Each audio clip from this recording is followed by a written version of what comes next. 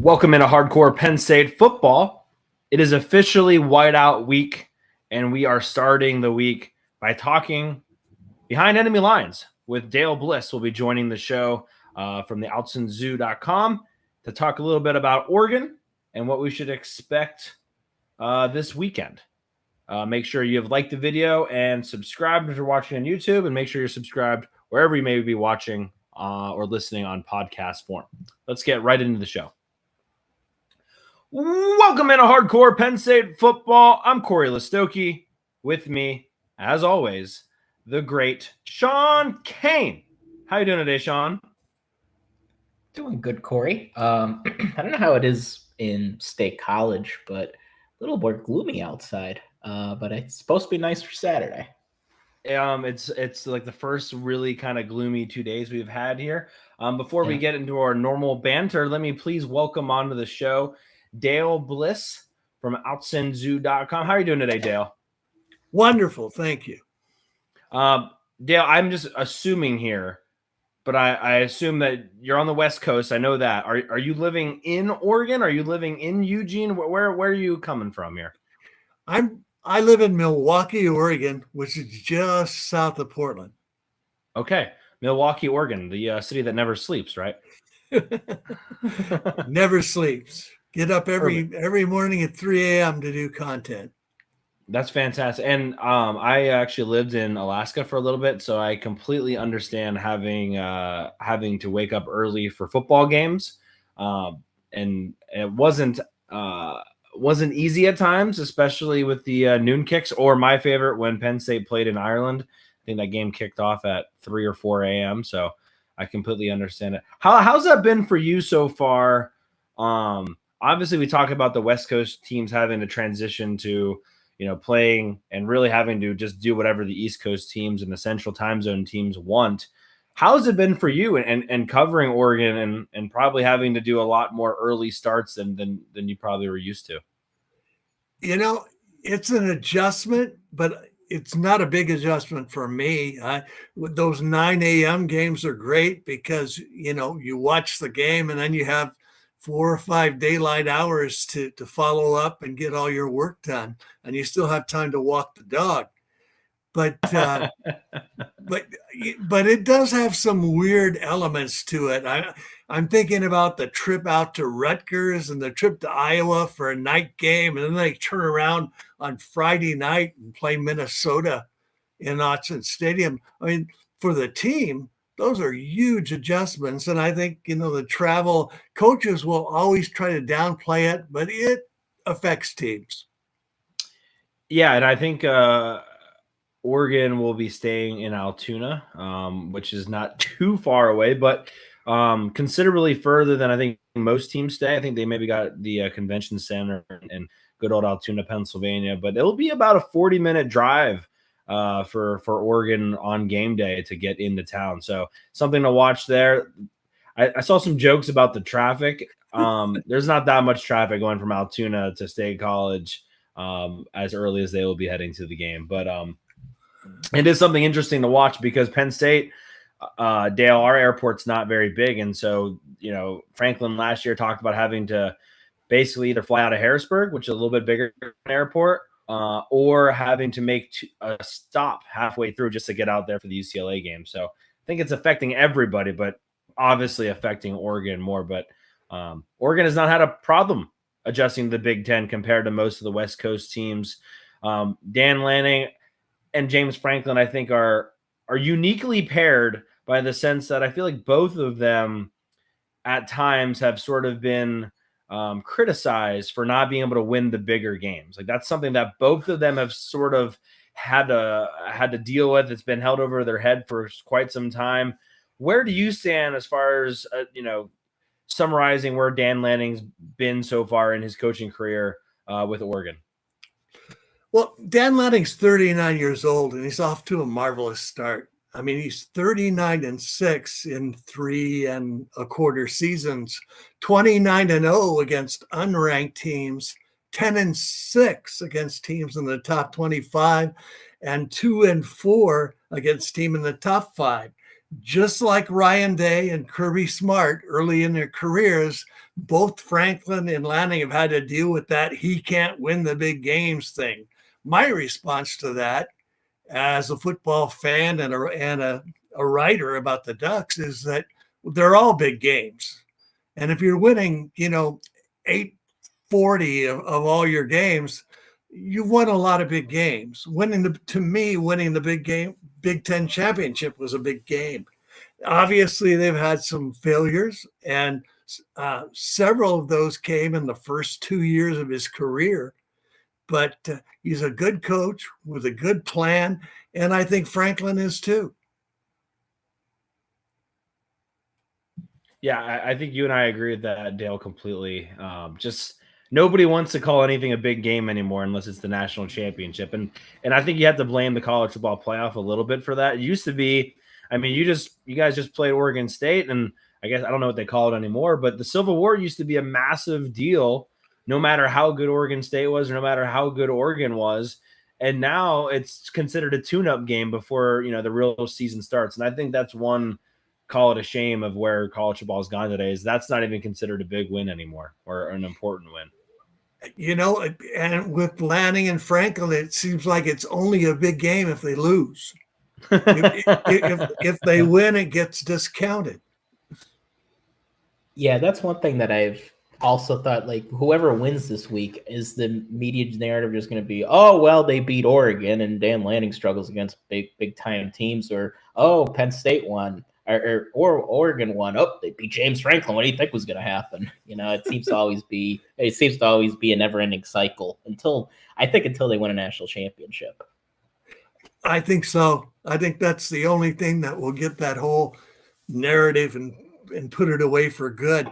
It's a shame. One thing about this era of college football, if this game were being played 5 or 7 years ago, of course, Oregon wasn't in the Big Ten then, but if it were, I mean, there'd be a lot riding on this. It would be a big, big deal. One team would be among the forerunners for the national championship, and the other team would pretty much have their season sort of ruined. And now the stakes aren't as high anymore. You win or lose this game, you're still looking at an 11-1 or 10-2 season, and you still have a chance to make the playoff. It's really kind of diminished the regular season of college football a lot. Absolutely. We have Patrick on YouTube said, most people who say Franklin can't win the big game define the term big game as a game that Franklin lost. So kind of to your exact point, Dale. Let's talk about this game on Saturday. I mean, I'm just curious. Let's get the obvious stuff out of the way. Whiteout. First time Oregon's going to experience that at night. It's really the first massive whiteout Penn State's had since 2018. Fox big noon kick had ruined that for the last couple of years. The game kind of got moved to Minnesota and Iowa, and it really hadn't had the same sort of effect or opportunity that it will on Saturday.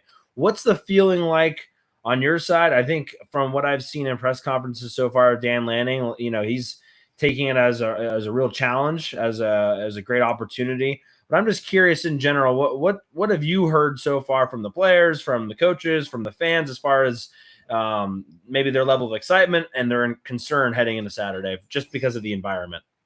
It's a definite concern. I mean, Urban Meyer said the whiteout was worth 10 points. And I think as a night game, it's mesmerizing. It's hypnotic. I've watched the video of the 2021 game against Auburn probably 3 or 4 times. I shared it to my wife one night before dinner, put it up on the TV on YouTube.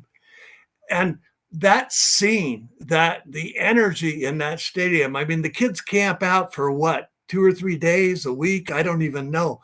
But there is so much excitement and so much tension around it. It's way beyond a normal home game, way beyond, I think, even some of the other iconic venues in the Big Ten.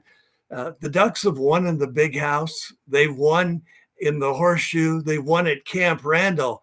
But this is their first time experiencing this. And Dan Lanning does a lot with psychological preparation. He has a PowerPoint he does every week.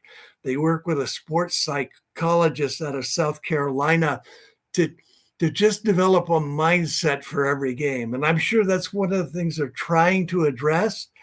But the first time that wall of sound hits you and the incredible excitement and that chant of "We are Penn State" and the whole stadium going crazy, and they sustain it for 4 quarters, it's going to be a lot. And you can't audible, you can't make adjustments at the line. You got to do everything with hand signals. And I'm sure the first time Oregon has a false start, the crowd will go even crazier.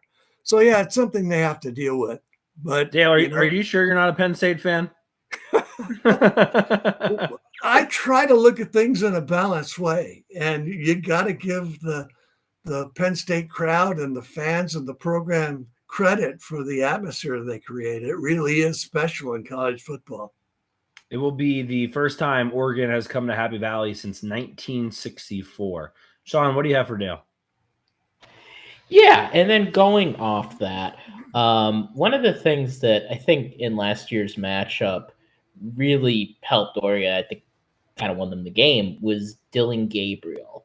And I kind of think with Gabriel, like comparing and contrasting him and Dante Moore, I think Dante Moore gives you, no pun intended, more to work with, just more in, passing. I think he just has more arm talent. I could see him being a starter in the NFL.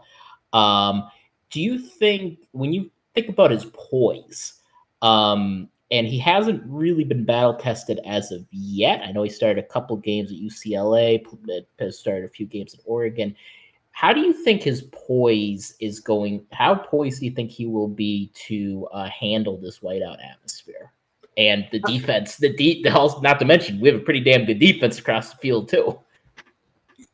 They absolutely do. I mean, so far they have 29 tackles for loss and 9 sacks. So it's definitely a defense that is intimidating and physical. And I mean, you look at that lineup with Dom DeLuca, Amari Campbell, and Tony Rojas at linebacker, and Dennis-Sutton and Zane Durant providing some of the pressure up front. Chaz Coleman. That's a lot for a new Oregon offensive line to handle.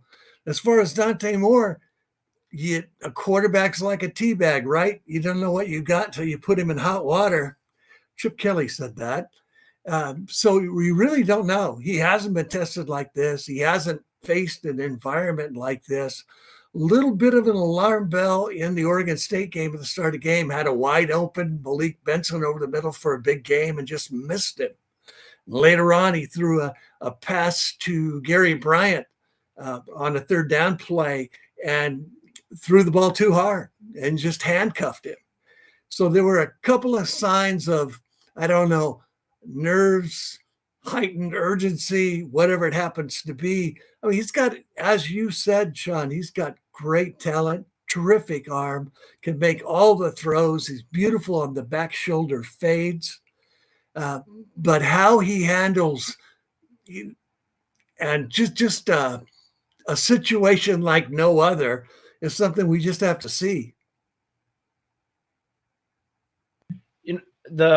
I always am told that when you have to go on the road in a tough environment like that, the one thing that can help you out is the run game, because the run game travels, right? The run game is something you can take on the road with you.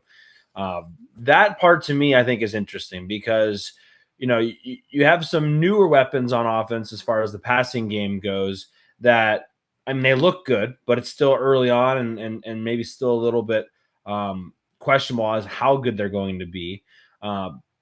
The running game, though, I can look at the numbers and I think you have like 9 players that are averaging over 10 yards per touch right now, but it's very hard to really know if that's worth anything at this point in the season with just the competition that both Penn State and Oregon have played at this point. How do you feel about the running game? Not necessarily just against Penn State, but in general so far this season for Oregon. It's looked strong in those early games, but those early opponents are 0-11 this season. So I don't know what that tells us about the Ducks. They're averaging 6.7 yards per carry. They've got I think it's 13 rushing touchdowns.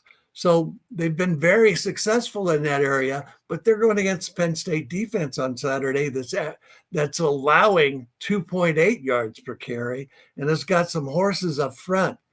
I don't know if the Oregon offensive line can move those guys. I hope they can. Obviously, that'll be something that is going to require some in-game adjustments. I'm sure they're working on it really hard in practice this week. Yeah, and I can't not talk about this offense. Two guys that I've been thinking about. One I've been thinking about probably for almost a year now, and that's the tight end Kenyon Sadiq. He had a just crazy first quarter against Penn State in the championship game last year. Seems to be kind of picking up where he left off. 3 touchdowns already on this season. What can you say about him, and how do they plan to get him involved? And then Zakarian Moore is somebody who we knew was going to be good. We just didn't know when. It seems like he's had no problem hopping right into the spotlight immediately. It's really amazing about Moore because absolutely he had that otherworldly talent, great body control, good hands, 10-4 speed. But, Jake Butt said on the Big Ten Network last weekend, it doesn't look like the transition to college football has really affected him. The game appears to be slowed down for him, and he looks comfortable. As far as Sadiq, he's just an absolute freak. I mean, he's got a 40-inch vertical leap. He's 6'3", 250 pounds. He can run 23 miles an hour on the GPS. Good hands. He's a terrific blocker. He will drive guys to the sideline as a blocker. One thing about it is he has a tendency to hang on to their jersey a little bit. And so far he's gotten away with that. It'd be a question of, that's one of the things that I'll be looking for early in this game is how's the game going to be called? How much contact are they going to allow in the secondary? How free are they going to allow the downfield blocking to be as far as getting their hands inside the jerseys and not extended?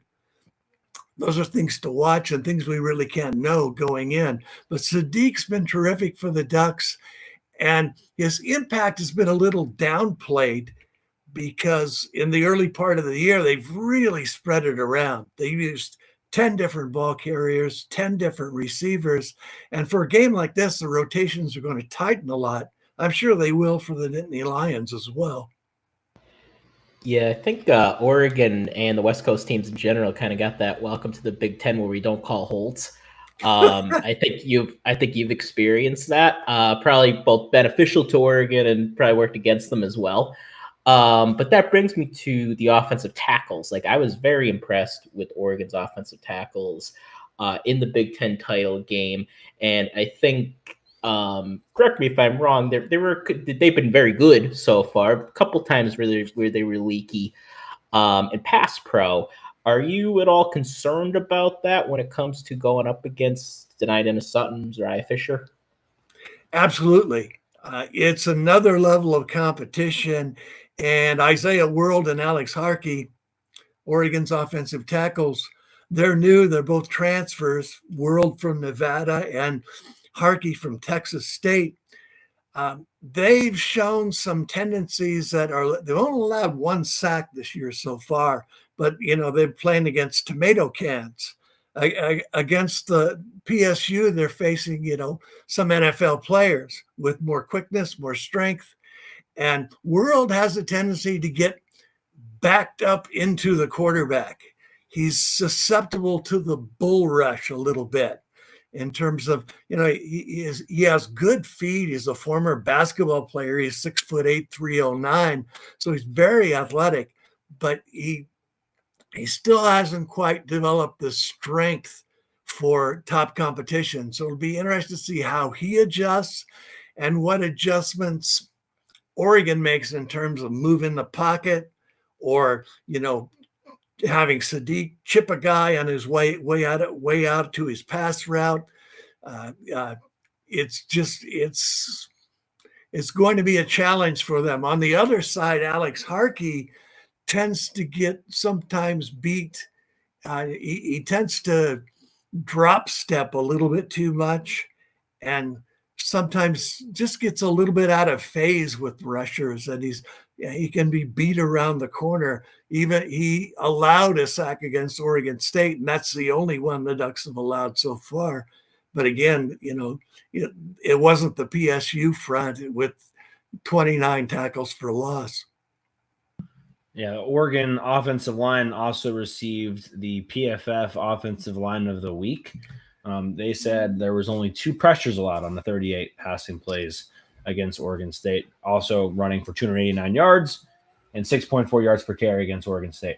Michael Edmondson on YouTube says, the atmosphere could only help so much. They cannot play to lose, need to be aggressive, and play to win. And I'm assuming he's talking about Penn State, but I guess you can say that probably applies to everybody. Let's talk about the Oregon defense a little bit, Dale. A defense that has done very well so far. For a while there, they weren't even letting teams into the red zone, let alone giving them opportunities to score. What's the part that you go into this game? What are you feeling confident about with this Oregon defense? Where you're like, if I know one thing going into this game, I know this. Oh man, well, the young secondary has looked really good so far. I mean, you got Brandon Finney, who is a true freshman. Penn State wanted him, 4-star kid with a lot of talent. And on the other side, they have Ife Obadegwu, another kid, from the Washington, D.C. area, I believe, that Penn State also wanted. 2 really strong guys, haven't played in a lot of big games. They're going against 3 senior receivers. So,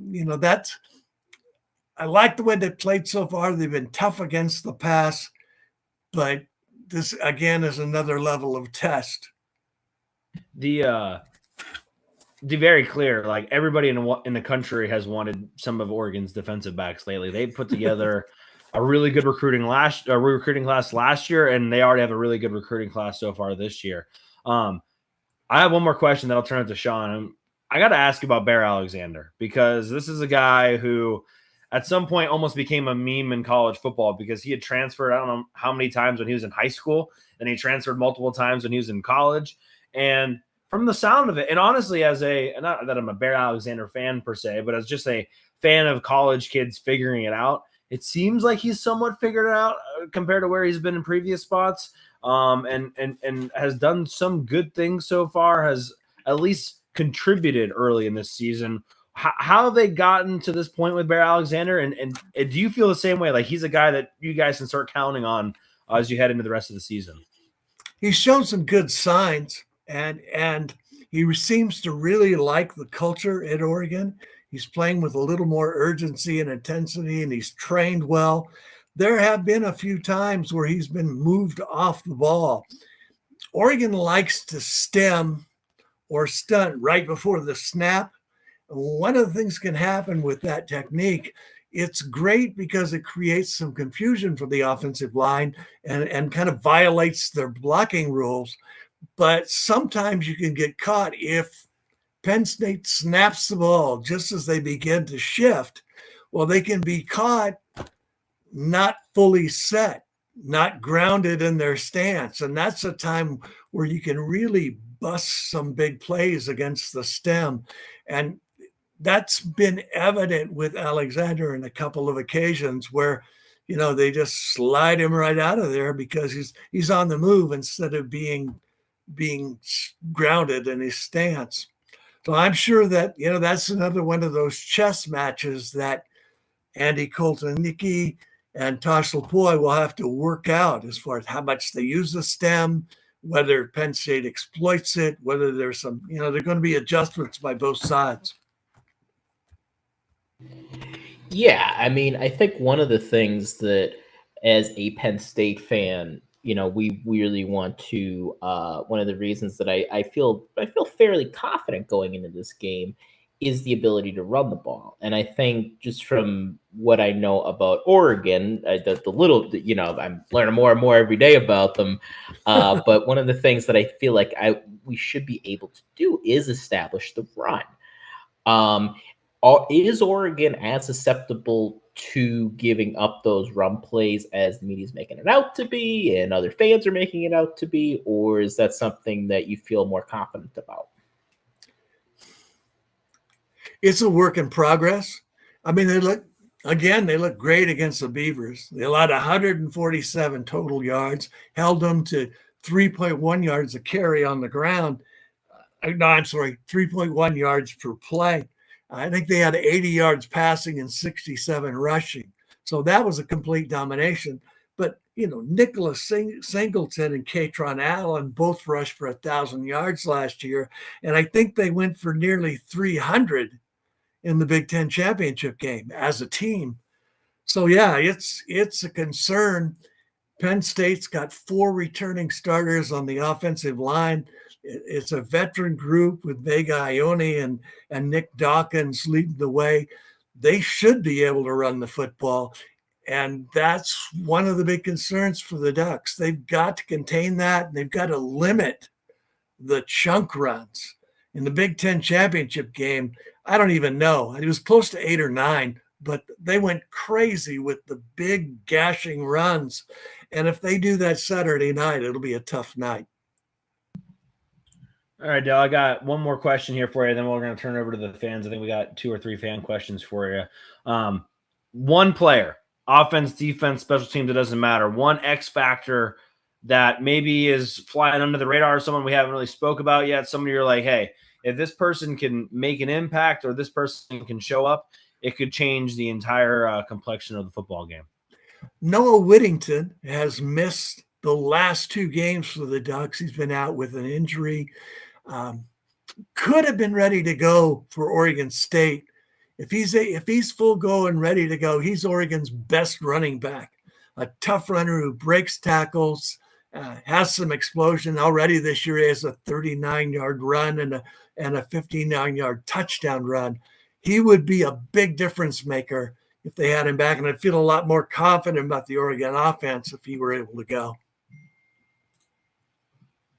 All right, well, let's transition over to some fan questions.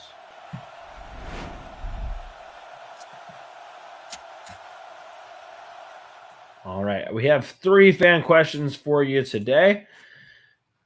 All right, this one is from Einstein, and going back to the travel alone, he says, getting into an out-of-state college on a normal game day is a giant pain, let alone for a whiteout. Well, Oregon's decision to stay in Altoona, 45 minutes away on a non-game day, will that interrupt their game day process and pregame planning? So, Dale, I don't know. I assume they're coming on Friday, but I mean, do you think this is going to affect them, or do you think Dan Lanning and them have gotten so used to this? In my opinion, like I think of Dan Lanning, I'm just like he's very type A, like James Franklin. He knows exactly how many Cheerios are in his bowl of breakfast every morning. Like nothing is going to catch him by surprise, even if it means a little bit of a strange travel. I agree with your analogy. He's, as I said before, he's really good at the psychological and mental aspects of the game, preparing his team and keeping them in a routine. Night games are probably the toughest, right? Because players have to wait around so long before they play. I don't think being Altoona will be a big deal because they probably have a police escort to the game, so I don't think they'll have any trouble getting there. The biggest Oregon typically practices in the morning, partly to counteract all those early morning 9 a.m. starts in the Big Ten, but a night game thing, waiting to play, the nerves and the anxiousness tend to build up a little bit, but they have some things they do to mitigate that in terms of, they'll take the team through some physical things and do some meetings and some structured recreation to kind of prepare for it. It's not their first rodeo, and it's not a late night game or anything. Biggest thing, like you said earlier, is just the biggest challenge is the Penn State defense and the Penn State running game. The time of day and whatever. Just throw the ball down. Let's play. That's right. This next question is from Will Gamble. kind of building off of that point, you had mentioned Urban Meyer mentioning 10 points is how much the whiteout is worth. He says, this will probably be the craziest whiteout we have seen in a long time. How many points do you think this whiteout will be worth to you? It won't be worth anything to me. I think for Penn State, it's probably worth a touchdown. I think maybe 10 points is a bit of an exaggeration. These are fairly closely matched teams. Bill Connolly with the S&P Plus has got the game at something like a 0.8 of a point differential. If I were making a book, I'd have it Penn State 27, Oregon 24. But I expect it'll be a close game. And like all close games, it'll come down to special teams plays, turnovers and penalties, and, who finishes 4 quarters. Well, that's a great transition to the final question on X. We did pick up 2 more on YouTube. Mark Thomas on X asks, special teams has played a part, for better or worse, in deciding a few of these whiteout games over the years. How's Oregon's special teams units thus far? And have the boys filled you in on our secret weapon, Gabe Mawusu? No, I've not mentioned the 6'4" punter that Penn State has yet on the show. But Dale, what should we expect from the Oregon special teams? So far, the special teams have been excellent. They haven't had to punt very many times, but their punter, James Ferguson Reynolds, he's an Aussie, has put balls down at the 10, the 9, and the 4. And he's had a 51-yard punt that was down at the 4. And he broke for about 30 yards on a fake punt. He's a rugby-style punter, and he went around the corner, and nobody was there, so he just kept running. So it was an ad-lib kind of deal, but it was a big turning point in the game, gave the Ducks some extra momentum in the third quarter. Their coverage units have been great. They've stopped a lot of kickoffs inside the 20. They haven't given up a punt return yet, and they've blocked 2 kicks. So thus far, they've been good. In this kind of a game with the urgency and the heightened atmosphere, it'll be something to watch. Yeah, Joe Lord led.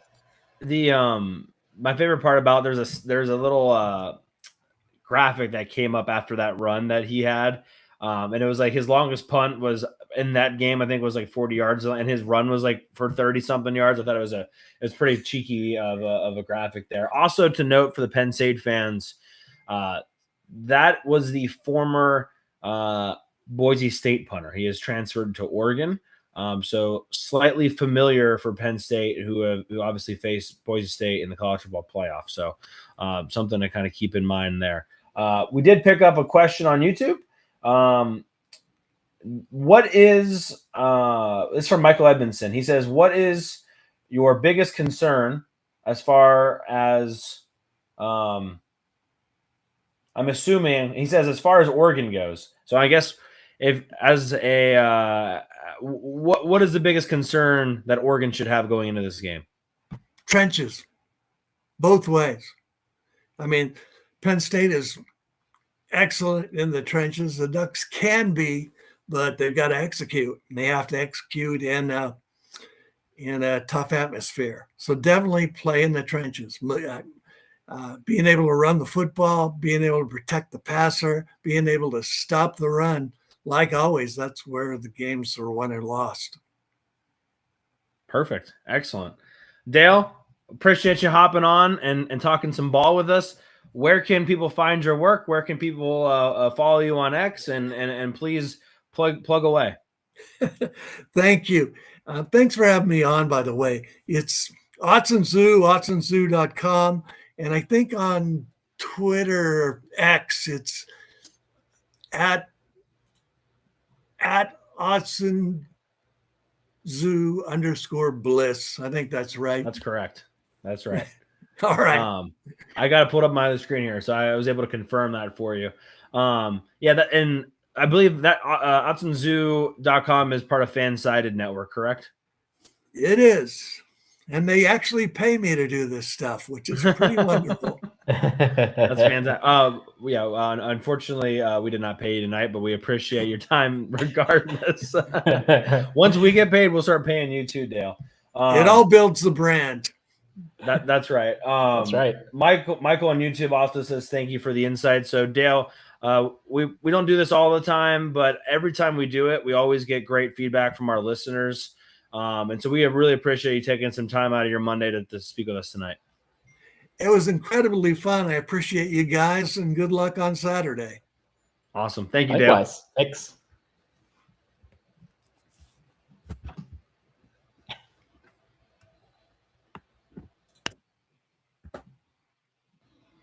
All righty. All right.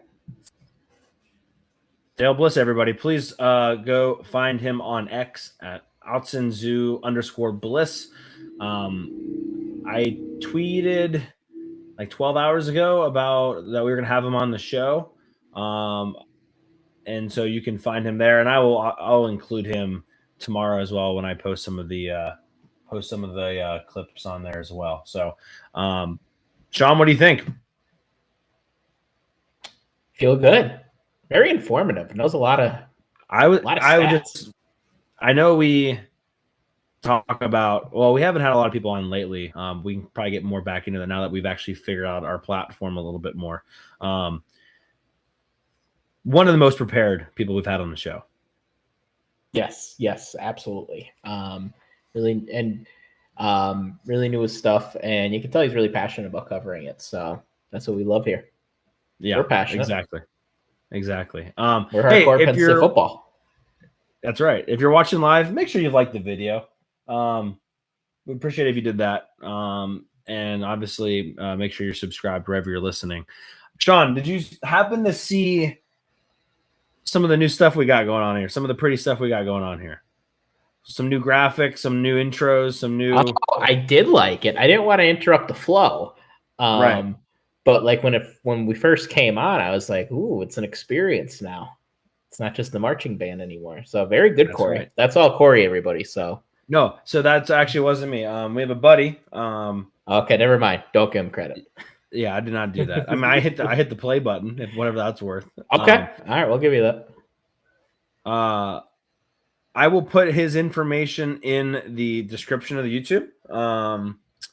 But our boy Rhett, I'll put his website in the description. But he does graphic design for his job, but he does freelancing on the side. So if anybody's ever looking for a graphic, even if it's for a garage sale or if it's for a company or a nonprofit, he's done some crazy cool stuff. And so I highly recommend you check out his stuff, rhettgoblitz.com. But again, I will put that in the description and the podcast description as well. We'll probably give him some shout outs for a long time.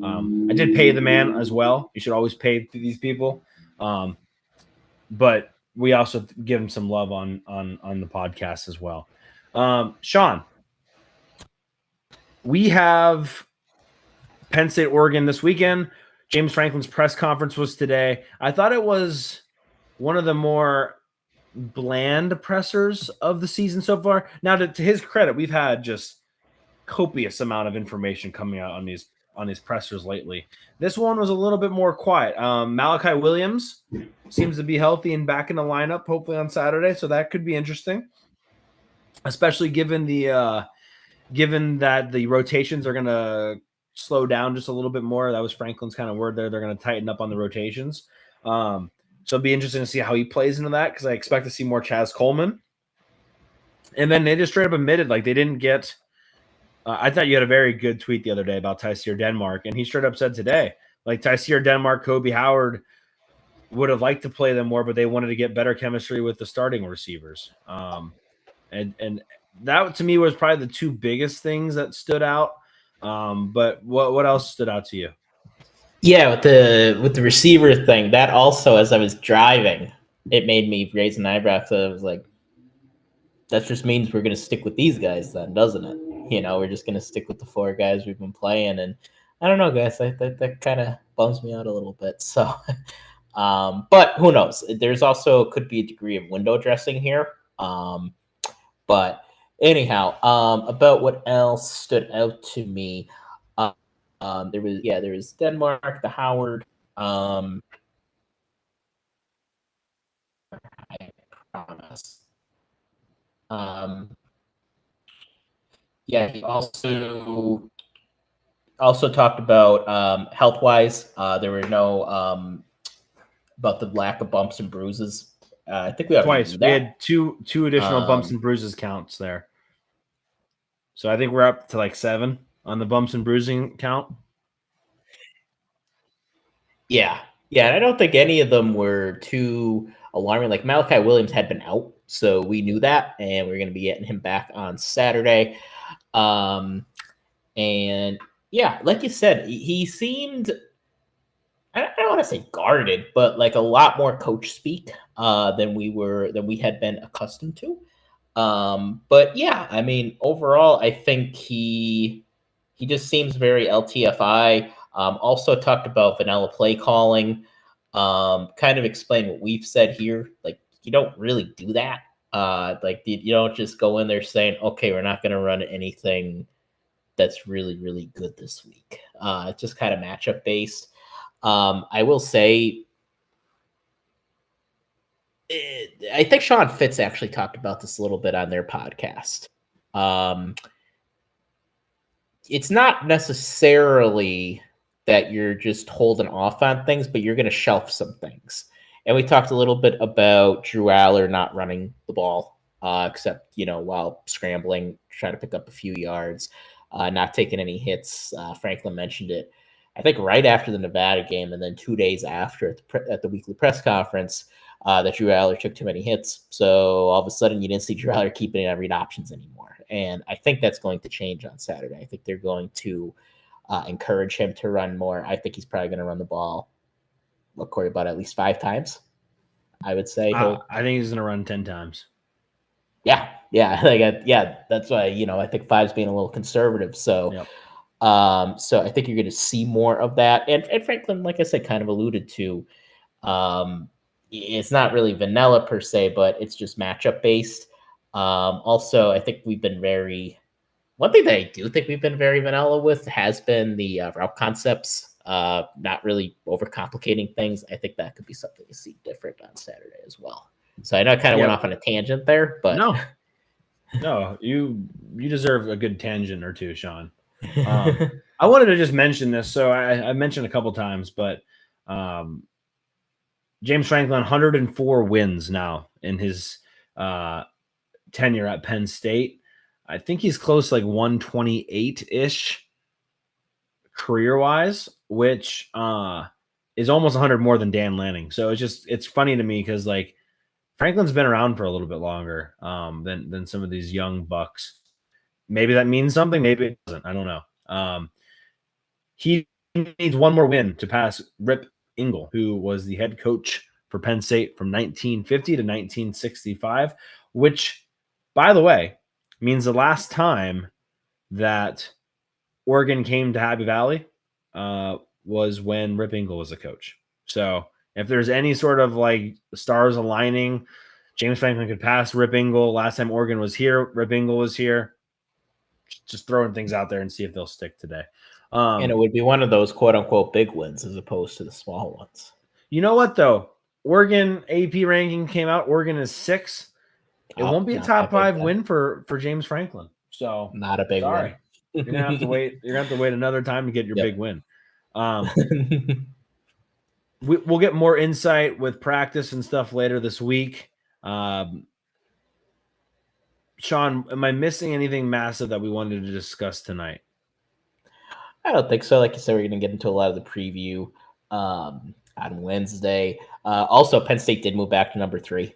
Miami moved up to number 2. I say, who cares? You win on Saturday. You might be number 1. I was also going to say that Penn State UCLA will be 3:30 on CBS next week. So just wanted to throw that out there for those that wanted to plan. I also realized I did not show my the banner thing today, unfortunately, which is okay. But the other thing I wanted to just note We will have Donnie Collins on the show on Wednesday. So, friend of the pod, Donnie Collins, will be back.